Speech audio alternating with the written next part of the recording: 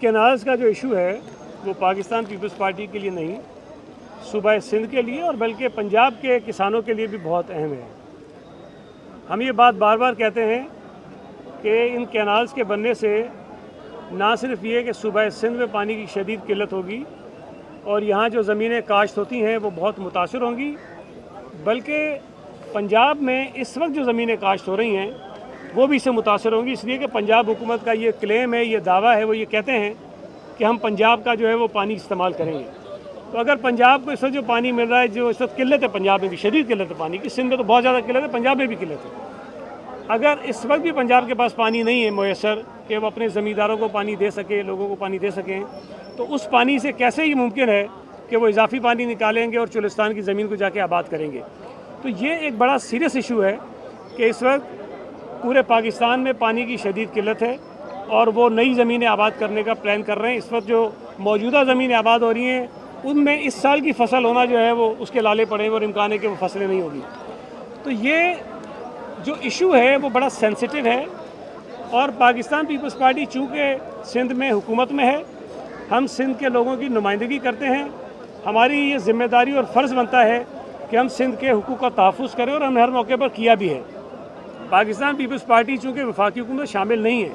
लेकिन अगर हमारी सपोर्ट की वजह से उनकी हुकूमत कायम है और कोई ऐसा वक्त आ जाता है कि हमें ये महसूस हो कि वफाकी हुकूमत या पंजाब हुकूमत अपने इस फैसले से पीछे हटने को तैयार नहीं है, तो मेरा ख्याल है कि हमारे लिए इस वफाकी हुकूमत की कोई अहमियत रह नहीं जाती। और चेयरमैन साहब ने भी कल वाज़ेह तौर पे कहा है, सीएम साहब भी कह चुके हैं कि वक्त आया, अगर हमने बिल्कुल ये महसूस किया और हमें बिल्कुल 1% उम्मीद नहीं नज़र आई कि ये कैनाल से पीछे हटने को तैयार नहीं है, तो फिर हमारे लिए इस तरह की इस किस्म की वफाकी हुकूमत को सपोर्ट करना जो है वो बिल्कुल नामुमकिन हो जाएगा। ऐसा नहीं है कि पीपल्स पार्टी सिर्फ जलसे कर रही है। देखें, उस मंसूबे को रोकने का सिर्फ एक तरीका नहीं है कि आप एहतजाज करें। हम चूँकि हुकूमत में हैं, हम पार्लियामेंट में हैं, तो हमारे पास वो फोरम मौजूद हैं जहाँ हम कानूनी तौर पर, आइनी तौर पर इन मंसूबों को रोक सकते हैं। और हमने इसीलिए CCI में अपने एतराज़ात भेजे हैं और वफाकी हुकूमत इस बात की पाबंद है कि हर 3 महीने बाद CCI का इजलास बुलाए, लेकिन पिछले 1 साल से, सवा साल से CCI का इजलास नहीं बुलाया जा रहा।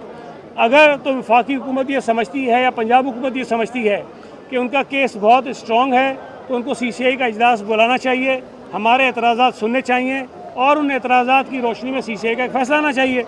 लेकिन हम इसलिए यकीन से कह रहे हैं कि ये मुमकिन नहीं है। क्यों कहते हैं हम? इसलिए कि अगर CCI में खुदा न खास्ता किसी वजह से ये फ़ैसला अक्सरियत से कर देते हैं और सिंध के एतराज़ात को रद्द कर देते हैं, तो CCI के फ़ैसले के ख़िलाफ़ जो अपील होती है वो पार्लियामेंट के जॉइंट सेशन में होती है और पीपल्स पार्टी की मदद के बग़ैर पार्लियामेंट के जॉइंट सेशन से कोई चीज़ मंजूर नहीं हो सकती। इसलिए पीपल्स पार्टी इस हैसियत में है कि हम पार्लियामेंट के जॉइंट सेशन से इसको मुस्तरद करवा सकते हैं। इसलिए हम बिल्कुल 100% यकीन के साथ ये बात करते हैं कि हम इन कैनाल्स को नहीं बनने देंगे। अब जो मुखालिफिन हम पे एतराज़ात उठाते हैं उनके पास ये फोरम्स नहीं है, उनके पास ना CCI का फोरम है, उनके पास ना पार्लियामेंट का फोरम है, तो वो अपना एतराज़ करते हैं, वो हम पे एतराज़ात भी उठाते हैं। लेकिन एक जो परसेप्शन बनाया गया था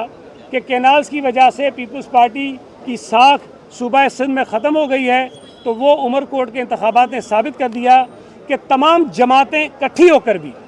और कैनाल्स के इशू पर इत्तेहाद बनाकर भी खड़ी होती हैं, तब भी पीपल्स पार्टी का वो मुकाबला करने के काबिल नहीं है। सूबा सिंध के लोग आज भी पीपल्स पार्टी पर एतमाद करते हैं, पीपल्स पार्टी की क़यादत पर एतमाद करते हैं और इंशाअल्लाह ताला इसी एतमाद के ज़रिए हम उनके हुकूक़ का जो है वो दिफा भी करेंगे।